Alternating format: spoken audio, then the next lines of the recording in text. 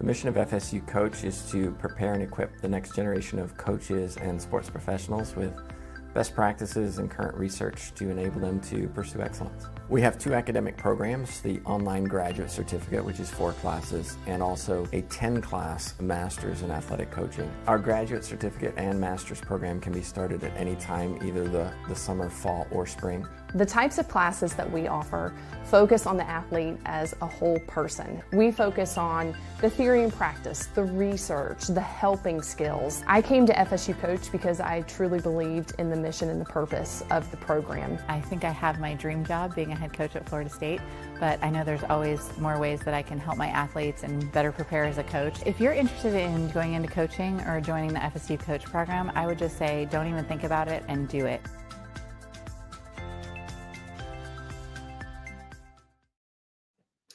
Well, hello, everybody. Welcome to another edition of FSU Coach Live. My name is Tim Baggers, joined today by Nassim Ebrahimi. Nassim, thank you so much for joining me. If you wouldn't mind, just give us a little bit of a background of how you got into what you're doing today. Tim, thanks so much for having me. My background and my road to getting to this point is actually pretty windy and not traditional at all. So for your listeners, I never started as a coach. I never have been a sports coach. In the traditional sense. I have been an athlete and grew up as one, mainly soccer, but I was a multi-sport athlete as mostly the previous generation seems to have been. But I went into higher education and I taught psychology. I was a faculty member. I rose through the ranks of administration. And my last day in a full-time job was about 4 years ago when I decided to resign basically with no plan. So I'd gotten to a point where I was the equivalent of a chief strategy officer at a variety of community colleges here in Maryland. But at the last community college, right during COVID, we also had a leadership change.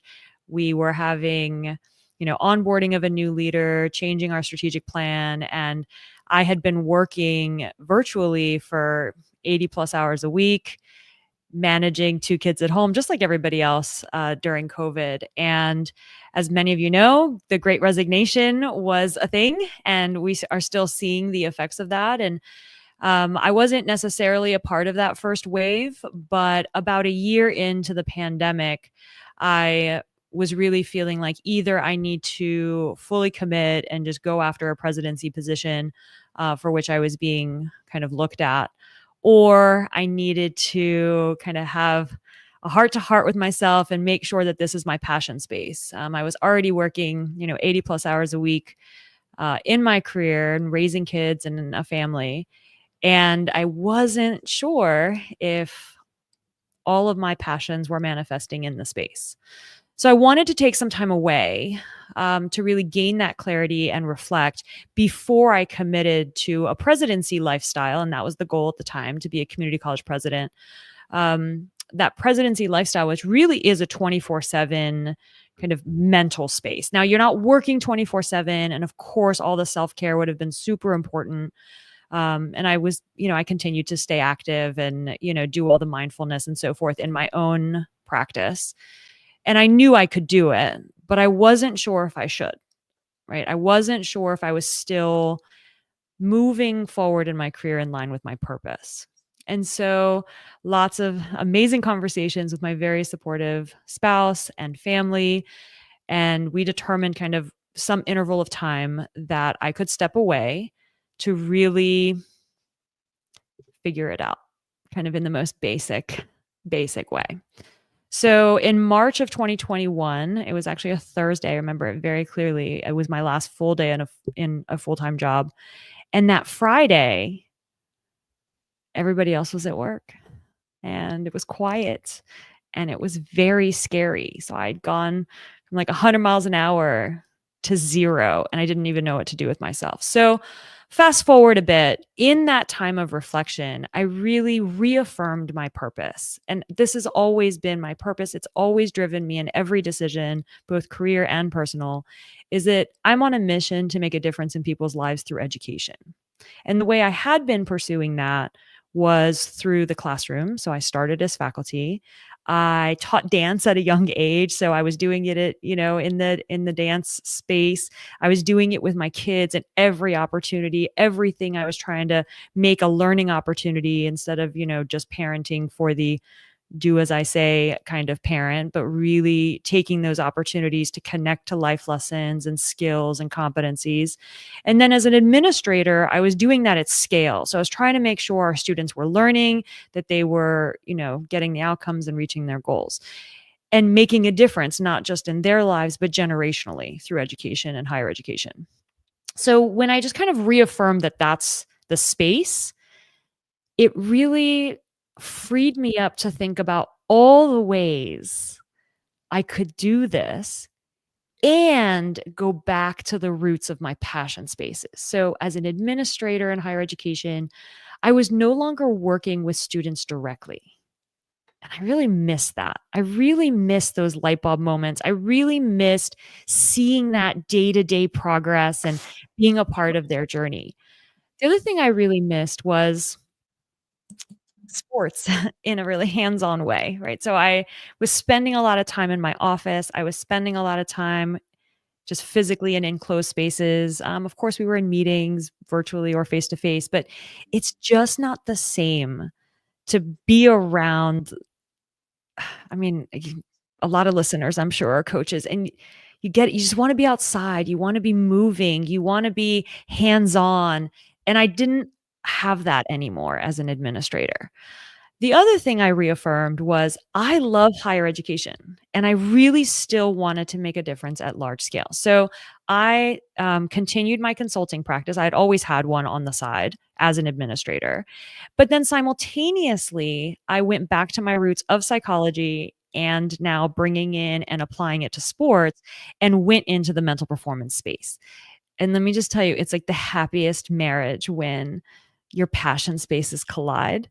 And it's truly an all-in-one, because you're living in your values and you're living in your purpose and you're living in your mission, and you can just bring that energy to every interaction, to every curious question that you ask your athlete, you just listen differently. And I started my own business, and I had to teach myself all sorts of things. I started my own podcast. I'd never done anything like that before. I had to learn to market, and you know, it's very humbling to be a beginner over and over and over and over again, especially since this career now, with becoming my stronger me and being a mental performance coach and partnering with coaches and clubs and all this whole other world, it completely is separate than the world I came from the network, the community, the dynamics, the cadence of work, right? I went from working, I mean, yes, 80 some hours, but a more traditional middle of the day, morning, middle of the day, early evening work hours. And now my clients are like evenings and weekends and early morning. It's like whenever they can catch me and are not in school and are not, if they're a pro, if they're not in training, or it's very different. So there's some amount of extra flexibility now that I gained. I can volunteer at my kids' schools, and the lifestyle is different, but I'm on calls and on call all the time, based on my coaching model and my business model. So let me stop there. I know that's kind of it's a lot, and I didn't come to this in a traditional way, but boy, is it amazing to go back to your roots and bring your passion spaces together in such a meaningful way to make a difference. I found that non-traditional ways are often traditional in the sense that none of us actually have what is traditional way these days. We all come through different vocations, different experiences to where we are today. I want to go back to what you said about walking away from your job in community college. I was talking with my class yesterday about this idea that it's okay to quit. And we in sports tend to we don't quit. We're not quitters. We fight through adversity. We deal with trauma and challenges in our vocations, in our jobs, in our sports, because that's what we do. And when we do quit, we have to walk away knowing that we've hurt people. We've affected other people by making that decision. And we have to be okay with that. And rather than sticks through something for the benefit of others, sometimes we have to benefit ourselves too. So can you talk a little bit about, you obviously made that decision. What was the experience of doing that, and how long did it take for you to maybe overcome that? Yeah, I did this, to now I feel good about this. What a great question. Yeah, in the moment, it took, I would say, even the process of getting to the point of the last day took about 3-4 months to come to terms with it, to come to peace with it, to do all the logistical analysis of like, could our lifestyle handle going to one income? Was it going to affect our family? Like all the worries that I had and thinking through that. And then I love my job. I mean, it's hard to talk about it in past tense, and it's like 4 years later. But yes, I absolutely loved the organization. I loved the people. I loved the work. It was really rewarding. So I didn't leave because it wasn't rewarding. I left to make sure I was in the right space. So even in the moment, I did feel like I was kind of leaving everyone hanging, especially the timing, right? As a chief strategy officer, and you're about to end a strategic plan and start a new strategic plan, like that's when you ramp up. That's when you really become the face of, the front facing of the initiatives. And I knew that my leaving was going to affect my team. Like all my direct reports were very much going to be affected, because the way in which I lead is I lead kind of like an umbrella. Is if you're my direct report, you should always have me with you. And when the sun is shining, enjoy the sunshine. Like if everything's going well and you don't need extra resources, just do you. I hired you because you are talented, probably in ways that I am not. And you should enjoy all the sunshine and all the work. But if there's like a threat of rain, or it starts to rain, or if there's a storm, like you get me involved real quick. I'm an umbrella and I protect you from the storm, usually coming from above. Right. And that's how that works. So that's the kind of leadership philosophy I had. It's really just grow people past me, just be a tool that they can pull out whenever they needed it. And with that, given the leadership change, I knew that the umbrella was really going to be necessary for a good while longer. And I was leaving. So there is a bit of that guilt. So I talk about that Friday, the day after, when everybody else was at work and I couldn't check email. There was no email to check, right? All of my access had been removed. There were no reports to provide feedback on. There was no meeting to set up. There was no meeting to be in, and I just had to be.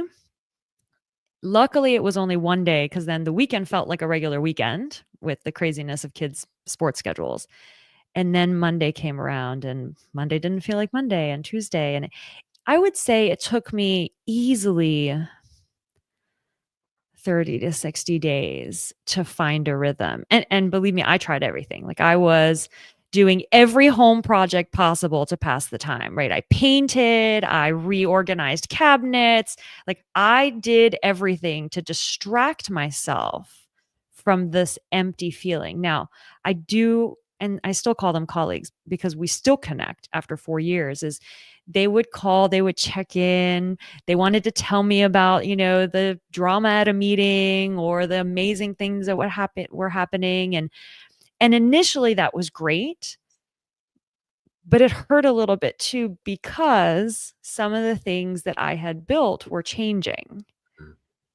And the reality is they're not yours, right? Like, and learning to not take it personally when your past life needs to evolve to something that fits them because you're no longer there. And I think it's those nuances that, whether we're shifting jobs from a coaching role, let's say at a college team and going to another college team, and then you hear, oh, this thing that you used to do regularly with your team is no longer, that like had worked really well.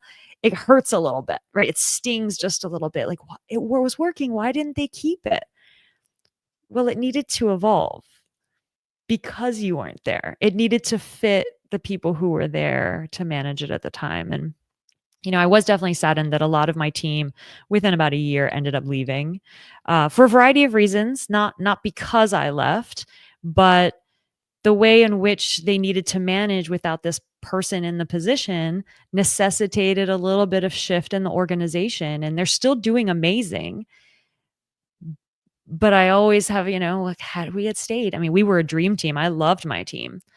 But I would say 30 to 60 days to kind of let it go and also be reminded that it's okay to take time for you. Mm-hmm. You will be a better leader, a better coach when you are in your passion space, when you aren't burned out, when you are approaching things with clarity. And so I look back and I'm like, yeah, during that portion of my career, when I was clear and in my purpose and in my passion, I was doing amazing things. I had just gotten to a point where that was no longer. And so I probably wasn't as effective as I remember. And so really it was for their benefit that I re-energize in a different way. And perhaps we sometimes remember the good times a little bit more glowingly than perhaps they were at the time. Let's talk a little bit about what you do now. You moved into this new role. What is it that you actually do? What is it that I don't do at this point? So I would say primarily I see clients. So I mainly in the soccer space, only because that has been my network. It's very strong in that space. So I see professional, collegiate, high school, and I've just started getting into the middle school, elementary school space. And I do mental performance coaching. I have one-on-one sessions. Mostly they can either have me per session or on retainer for the month, kind of in an unlimited as needed way. Or I also give a lot of workshops on various topics. So, I just did one for a club on managing high stakes moments and making sure that we're giving at least basic information on the mental part of the game. Many traditional, I want to call them traditional coaches, but coaches have very limited time with a team or with an athlete. And they almost have to focus on the technical aspects and the tactical aspects and hope that the physical aspects are being developed on their own. And if they're not, they incorporate it a little bit. But they can't do it all. And as much as we try to make those connections and support the mental aspects of the game, I see myself as a partner in that process. So I don't even I don't talk up to the athletes as if I'm a sports psychologist. I'm their coach. I help set up drills. I give them tools. It's like, I work alongside their coach. We're oftentimes in communication on how to best support this particular athlete with whatever it is they're trying to elevate in their game by working on this. So I do a lot of one-on-one, a lot of workshops. Actually just published a book. I've got a weekly podcast. So what is it I do all day? It's all over the place. Every day is a little bit different. But I absolutely love it. And I would say the best moments, I actually had this happen yesterday in a conversation with a client, a pro client, and coming off a Saturday game. And he was reflecting that all he did was everything we talked about. And he had probably the best game he's had in a very long time. Something clicked, right? That moment that I talked about before that I missed in the classroom, that light bulb moment when it comes together and they're able to put it to use and they see the benefit. It was amazing. That just that hearing him reflect. I mean, of course, I'm super happy for him that he had such an amazing game and is getting a lot of recognition for that game now. It got noticed. So it wasn't just how he felt, but it's being validated in other ways. And just working with clients in that way is basically what I do all day. You said you're not a sports psychologist. And can you then distinguish what you do that is different to what a sports psychologist do? Because when somebody says mental performance, it's a very broad term. And some people just may not understand what exactly that is. So I would say when we use the term mental performance, it can be approached by both disciplines.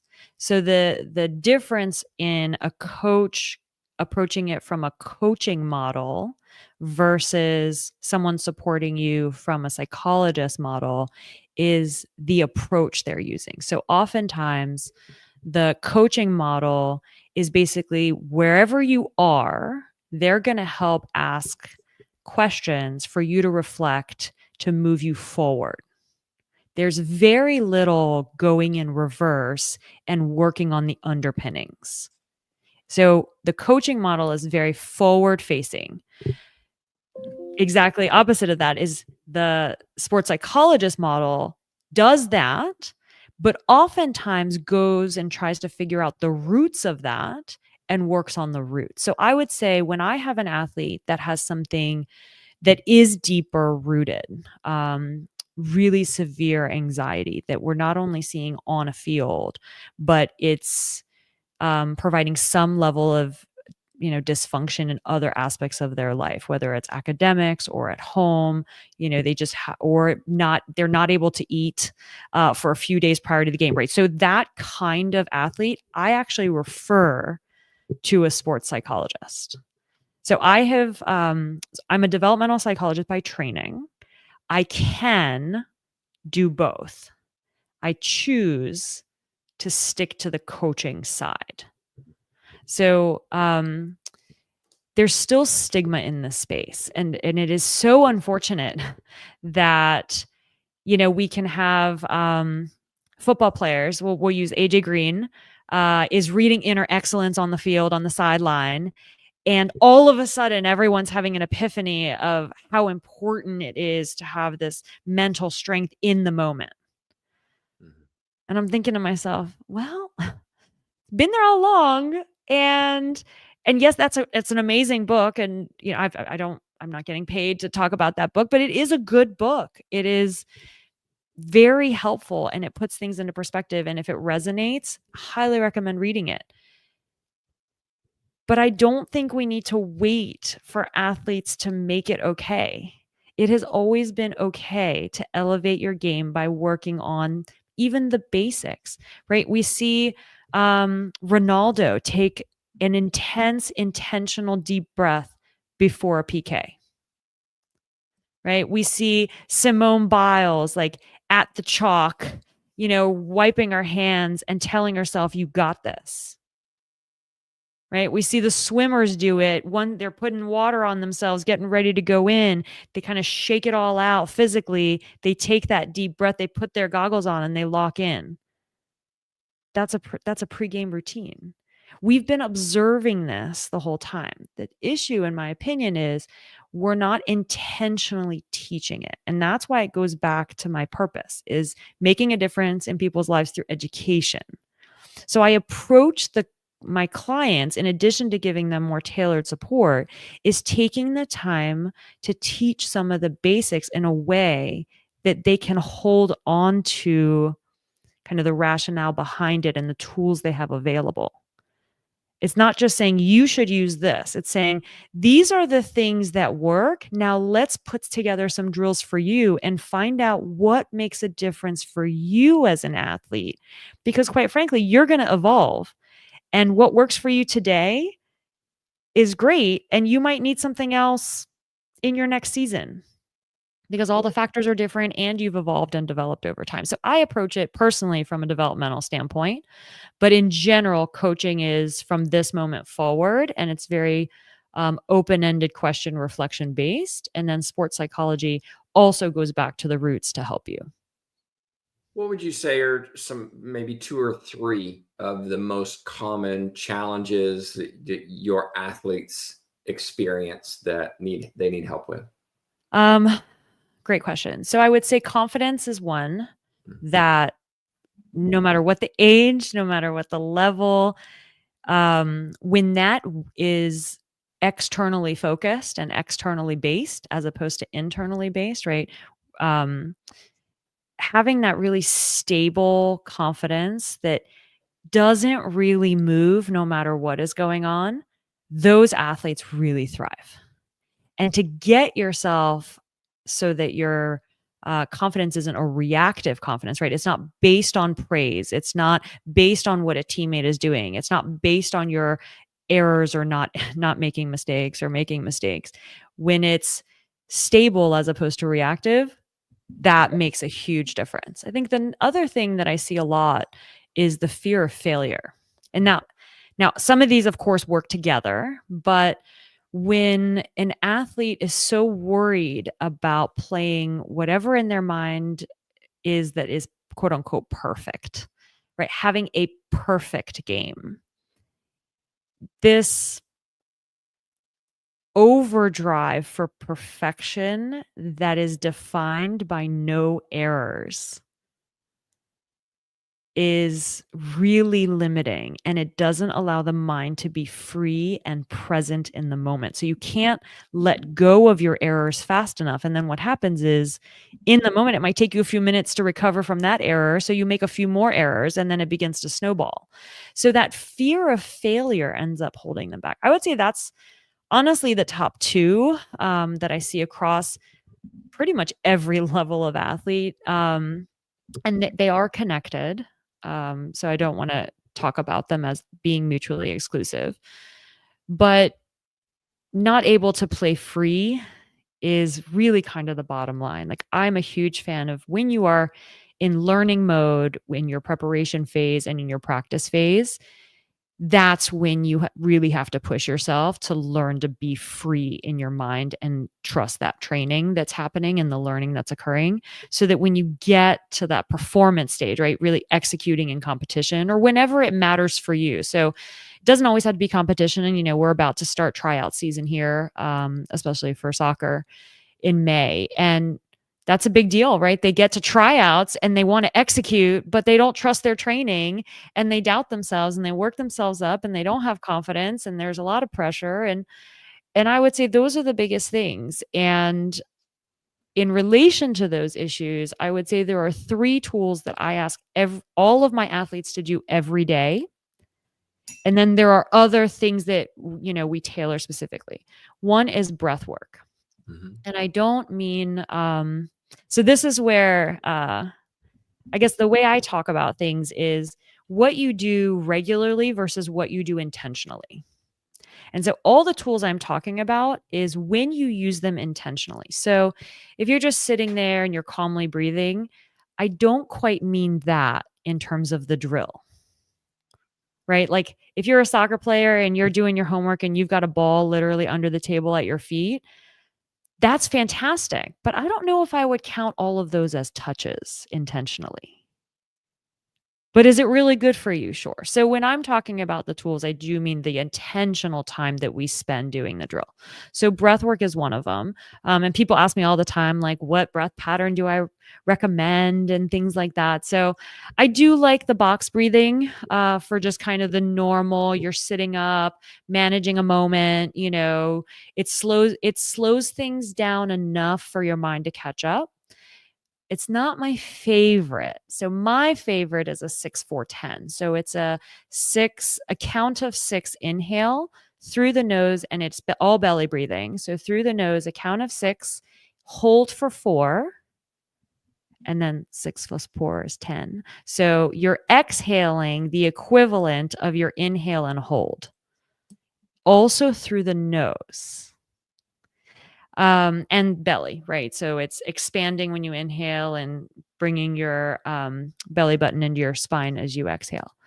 I really like that one because even in a single breath, especially when you're practiced and get good at it, you can drop your heart rate really fast. So kind of a quote unquote fun game is take your Apple Watch and see if you can drop your heart rate with a 6-4-10 and how many 6-4-10s it takes you to do it. And it even just physiologically calming your body signals to your brain that you can come out of fight or flight and take a more rational, composed approach to anything, right? So I have a high school athlete. On Monday night, we were having a conversation and she had tried something on the field and it had worked pretty well. And then she's like, oh, and I tried it before my test and I did so well. And I was like, that's magic to me. Mm-hmm. Right? It translates to all of the life situations that mirror competition. So breath work is a big one for me. And then intentional visualization. So really being focused on using visualization as a tool for the mental reps you need and in a cadence that supports competition. So if you are a pretty seasoned athlete, let's say for my pro, for example, what I have him do is game day -1. It's best game ever visualization, right? Every goal is going in. You're celebrating at the corner flag. All of your dribbles, your 1v1s, he's a defender. So you're able to, defend well. You're cutting up, cutting through the middle, going down the line, all the things like best game. That's game day -1. Game day, same thing. Day after a game, you visualize the previous game and identify the things you want to work on from that moment till your next game. And then in those in between that day and game day -1, you do the mental reps to correct what it is you want to work on or improve on. And then you repeat that cycle. So some of our pros, of course, it's a condensed timeline in their season. So they might have a Saturday game and a Wednesday game. So it really depends. So they might be doing those mental reps very minimally in terms of improving because they're in season. So it has a little bit nuanced based on their schedules, but very intentional visualization aligned to what you're trying to improve, not sheerly daydreaming. And not more than 3 to 5 minutes. 3 to 5 minutes is actually you can get a lot of reps in 3 to 5 minutes. So it doesn't need to be exhaustive. It doesn't need to be obsessive. It needs to be disciplined and consistent. So it's something they do every day. So you have breath work, visualization, and positive affirmation. So I absolutely love I am and I will statements. So I typically use this with my younger athletes, kind of the aspiring elite is what I call them. So whether they're elementary, middle, or high school, is your I am statements are all the things that are your quote unquote superpowers, right? I am strong. I am brave. I am creative. I'm a good communicator. I'm a good teammate, whatever it is. And then in that, I have them identify what applies to their sport, which is a great reminder to them that these superpowers, their I ams, can be applied to other things. And that's kind of the beauty of mental performance. Like you take that tool with you everywhere. And then from those I am statements for their sport, they declare I will statements. So based on a combination of things, I will communicate directly and respectfully with my teammates. I will take a chance and be creative, right? Whatever it is, a sport appropriate. And then I have them read those every day. So before a practice and before a game, they read everything related to the sport. Every morning before their day kicks off, they read all of them. And those are my 3 favorite tools to use with my athletes. That's fantastic.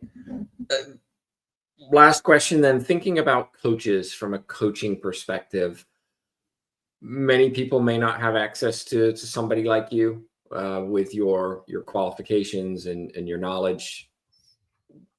How do they help athletes in these moments? They may not have the skills to teach some of these things that you're talking about, breath work, etc.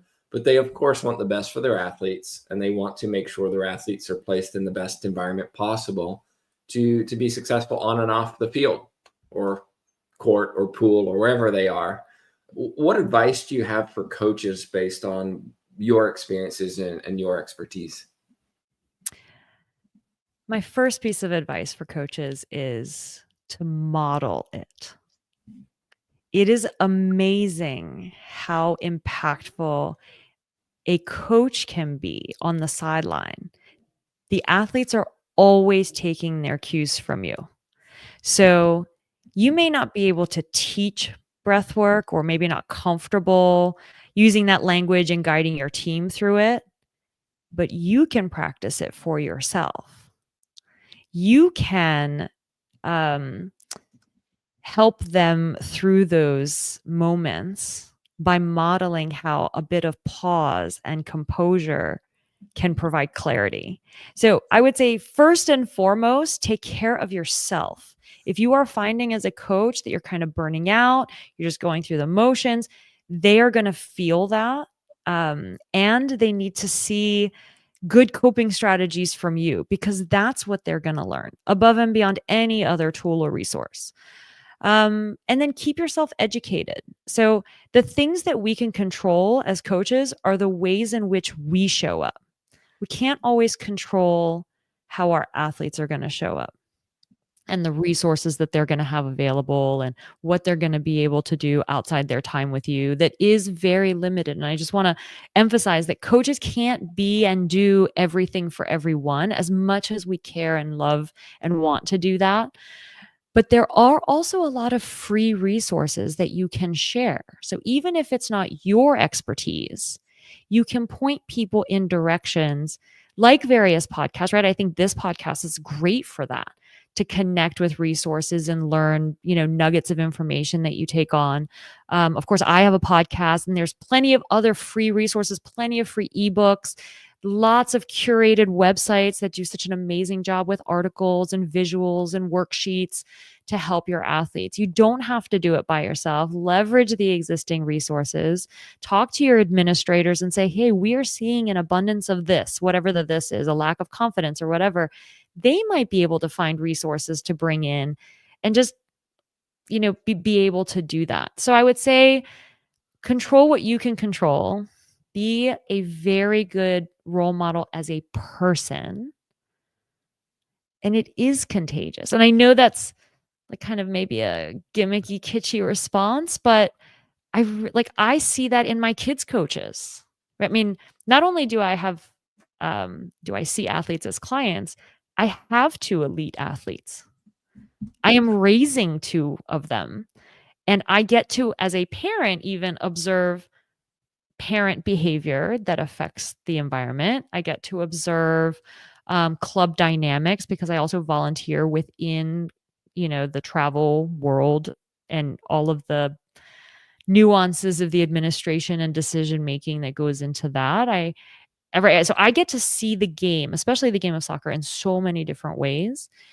And I still think above and beyond anything else, how the coach shows up and the behaviors that they model makes the biggest difference on the tools the athletes have. So taking the time to care, taking the time to take care of yourself, I think is probably the most impactful thing coaches can do. Honestly, coaches need coaches too. So one of my first clients was a coach. And I think it's really courageous of him to have done what he did, but he modeled it for his athletes, because now he says, I saw her, like she was my coach, because as a coach, I needed it, not as an athlete. I think that last one that you mentioned is vastly undervalued. I think a lot of coaches spend so much time caring for their athletes that they don't care for themselves, not necessarily in the sense that they're getting their exercise, they're eating well, etc., but they're getting that support from somebody else who may be unbiased. Oh, I go to my athletic director for support. I talk to them. Well, your athletic director has a lens through which they look when they interact with you. And it could be, I don't want this person to leave, or it could be, I do want this person to leave, or it could be, well, if they do this, then it affects me this way. Those are lenses through which they look, and therefore their advice may not be as impartial or as unbiased as you might want.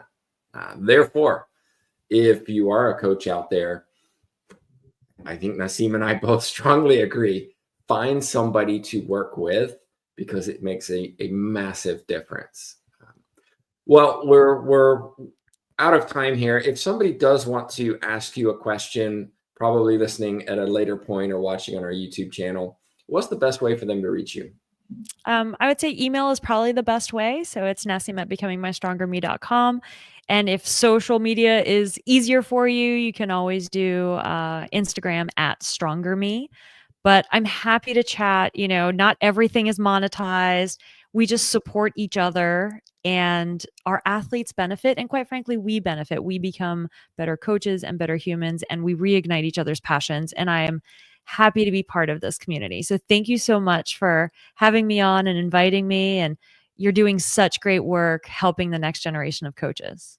Thank you.